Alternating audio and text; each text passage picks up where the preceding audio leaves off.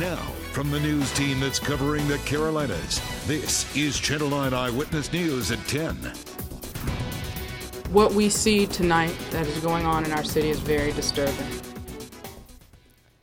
We are following breaking news tonight. The governor of Maryland just declared a state of emergency in Baltimore tonight after the violent clashes between police and protesters. The chaos erupted after the funeral for Freddie Gray, a man who died of a mysterious spinal injury while in police custody. Thank you for joining us tonight. I'm Natalie Pasquarella. Eyewitness News anchor Blair Miller has been staying on top of this story throughout the evening. He's here now to explain, really, Blair, the steps the city's taking to try to restore calm. Well, right now, Natalie, the National Guard is helping there in Baltimore. Up to 5,000 troops. That is in addition to the 1,000 officers on those streets right now. Earlier tonight, police said they had arrested more than 24 people in the riots, and they expect that number to grow.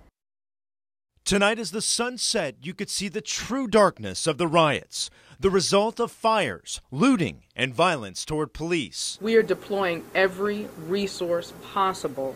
Baltimore's mayor issued a curfew starting tomorrow, and council members aimed their anger at protesters. And we cannot stand idle and let, as thugs, whatever you want to call them, I don't even say they're thugs. We're going to just call them cowards, ruin our city. It came after an afternoon of protests that quickly got out of hand, jumping on police cruisers, looting at this CVS pharmacy that turned into a fire.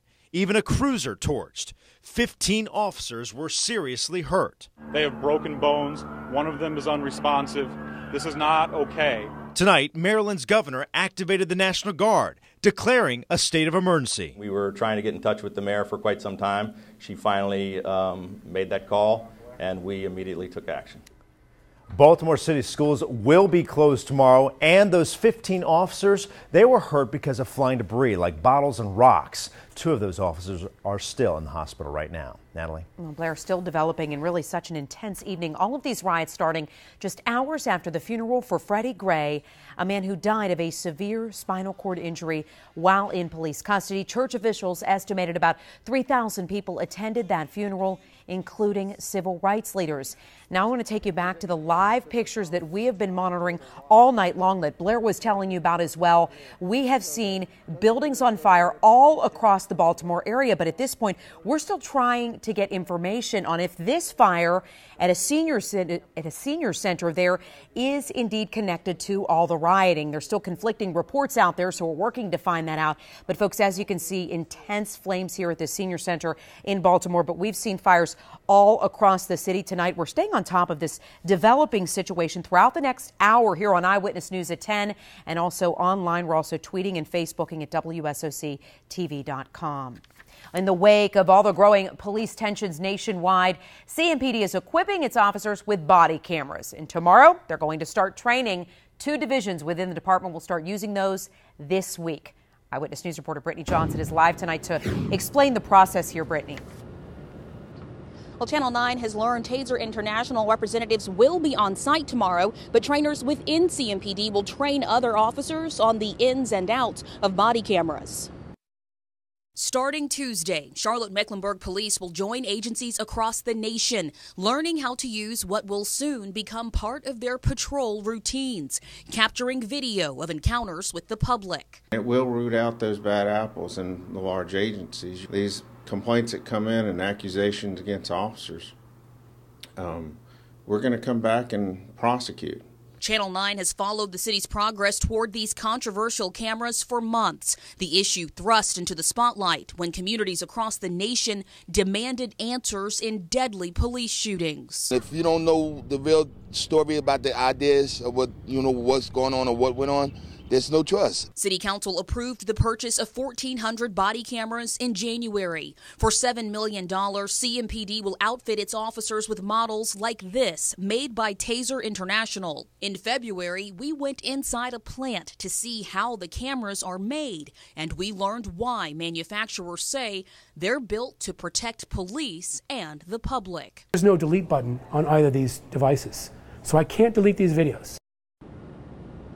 Now, starting Wednesday, officers in the Metro Division will have the power to turn those cameras on during arrests and traffic stops. But once that video is recorded, it's out of their hands and then it is labeled as evidence. Officers in the Providence Division are set to roll theirs out on Friday, and the city hopes to have all officers using body cameras by the fall. Live from CMPD headquarters, Brittany Johnson, Channel 9 Eyewitness News at 10. Brittany, thanks for that information tonight. CMPD will debut the cameras at a news conference tomorrow morning at the Metro Division. We'll have a crew there. We'll bring you any new information on air and online at WSOCTV.com.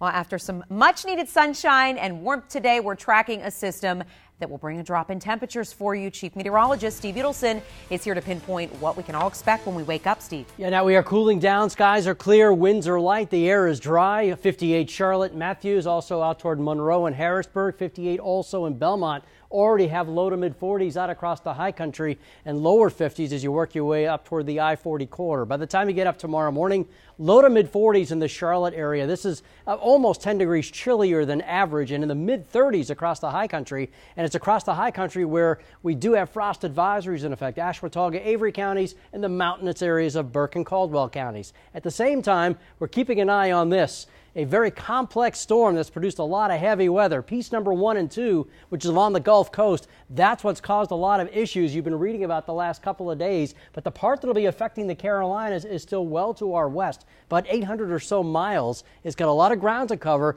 But again, this storm has caused a lot of problems. So watch these videos of a storm ripping trees right out of the ground in Louisiana. We've got some major tree damage down here. That landed on a part of a home. It's all part of that same storm system. And most of that state, as well as all along the Gulf Coast, dealing with the showers and storms, and that heavy rain is likely to continue through the day tomorrow. Nat? Steve, thanks. We're following a developing story right now we want to get to. This is out of uptown Charlotte, where Charlotte City Council is meeting late into the night to decide how it's going to handle important documents that could prove whether the fire department retaliated against an employee. Eyewitness News reporter Jenna Deary has been with council since about 4 in the afternoon. And Jenna, really, what have you learned about what they can release? Well, Natalie, we're standing in an empty meeting chamber right now because right behind those walls, council is meeting in a private room discussing releasing the firing report of a former arson investigator, Crystal Eschert. That report could tell us whether her firing was justified or appropriate, or if it's as she claims, because she was a whistleblower. Council members were very reserved with their comments tonight when they walked into the meeting. I'm told they've been reviewing Crystal Eschert's personnel file. She was fired back in September. The fire department says an inappropriate comment on Facebook was her undoing. Eschert, though, claims her firing was in retaliation for being a whistleblower about safety concerns at a CFD training facility. Council has the only power to release the file. State law supports privacy on personnel issues. I'm told the purpose of releasing the report would be to restore public confidence in city operations. When I tried to ask the mayor pro tem during a break what council will do moving forward, I was given a vague answer. Any idea if it's going to be made public? We haven't talked about what we talked about. You haven't talked about. So you're assuming what we talked about. Now, council is expected to vote tonight on whether to release Eschert's report. After that is finished, I'm told the city may release another review conducted by a company the city hired to look into the fire department's management system along with their disciplinary process. I will be here with council and will update you on Eyewitness News at 11 on Channel 9 with their progress. For now, reporting live at the Government Center, Jenna Deary, Channel 9 Eyewitness News at 10. All right, Jenna, keeping us posted there. We'll bring you updates on air and online once we receive the document she's talking about. You can also find our past coverage of the case at WSOCTV.com. Here just in the past 3 hours, Charlotte City leaders approved paying out $65,000 in the revaluation mess. The city has already refunded $133,000 to other businesses and homeowners. A clerical error forced them to pay too much in property taxes. Council approved payments for nearly 70 more people tonight.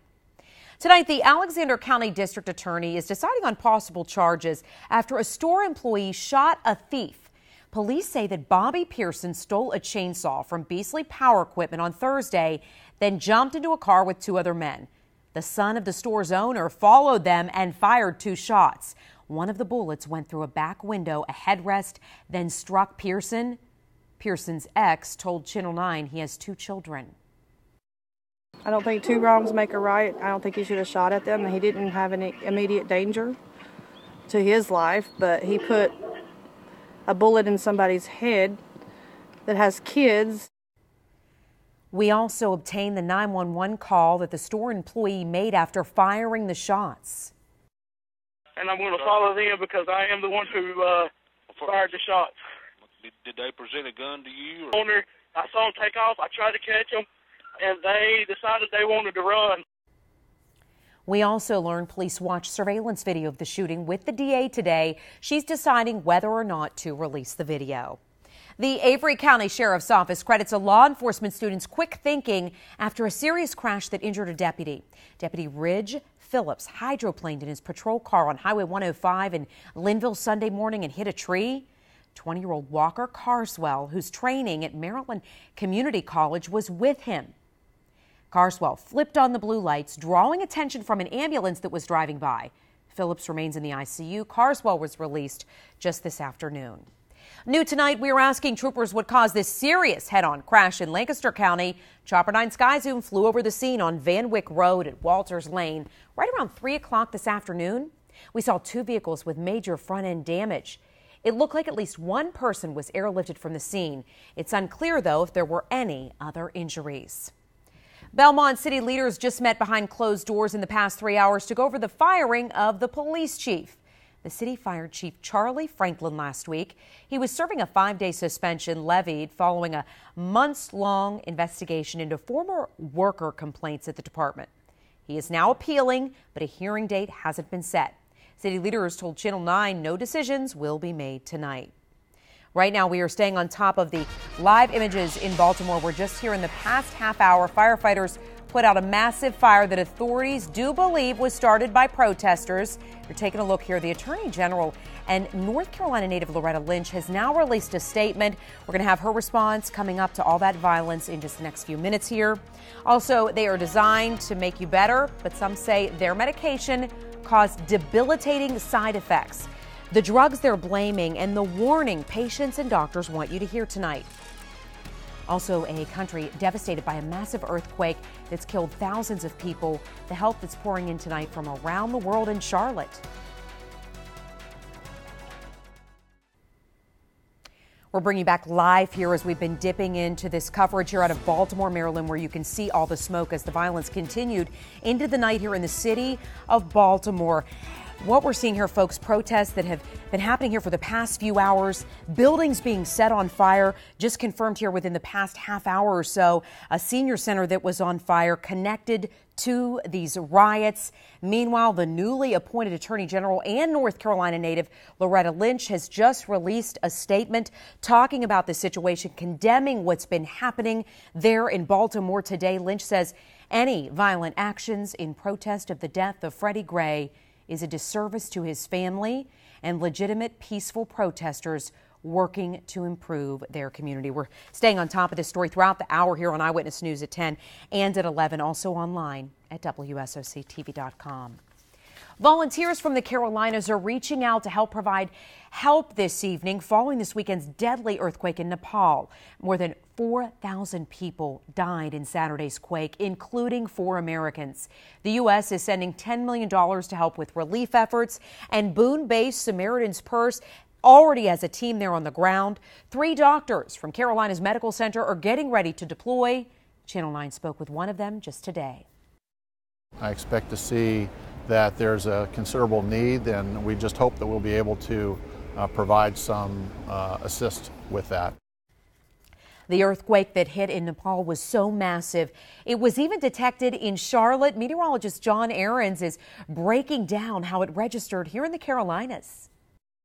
Well, this is really remarkable considering that this earthquake was 7,500 miles away from Charlotte, but it was powerful enough to be detected by several seismometers around the Carolinas, including one in Clover, for over an hour. Now, we took a snapshot of one of these, and these lines here that jump up here, those are primarily surface waves, which are certainly not powerful enough to be picked up by humans, but nonetheless, our instrumentation was able to pick this up very close to the ground. Not just here, but across the United States, and we've got a very interesting way of how that looked visually across the nation right on our website, WSOCTV.com. In Severe West 39, meteorologist John Ahrens, Channel 9 Eyewitness News. Now, we posted a photo on Facebook that says, pray for Nepal, so you can share it and show your support. All you have to do is like the WSOC TV page and you'll see the post there. Some new details came out today during the opening statements in the trial of the man charged in the Colorado movie theater shooting. James Holmes is accused of killing 12 people, injuring dozens more in a shooting inside a packed movie theater in 2012. Holmes has pleaded not guilty by reason of insanity. Prosecutors say jurors heard the details, including how Holmes scoped out various theaters and rated them based on the number of possible exits. New tonight, Charlotte city leaders have just approved a plan to allow Cornelius police to take over patrols on Lake Norman. Mecklenburg County commissioners already agreed to those changes last year after a person had died of a heart attack on the lake. CMPD will still be available for any security issues and to respond to Duke Energy properties there on the lake. The man who helped to preserve and grow Charlotte's nationally recognized tree canopy is retiring. Don McSween will retire on Thursday after 33 years as city arborist.